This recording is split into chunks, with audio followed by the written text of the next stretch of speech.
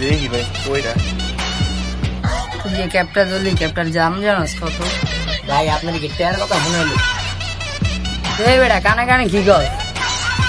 আপনার যে message sir কি লিখেছেন মিয়া ক্যাবটার দাম যে 3000 টাকা কি মেসেজ ছিল না মানে তোমার পা দিলে তো কাপড় পাইতে যাবো লন মিয়া আপনার ক্যাব লন দেখ বেটা ক্যাব তোর ধরতে হয়েছি আমি আর না কে কোনো জিনিস হাত দিবি না।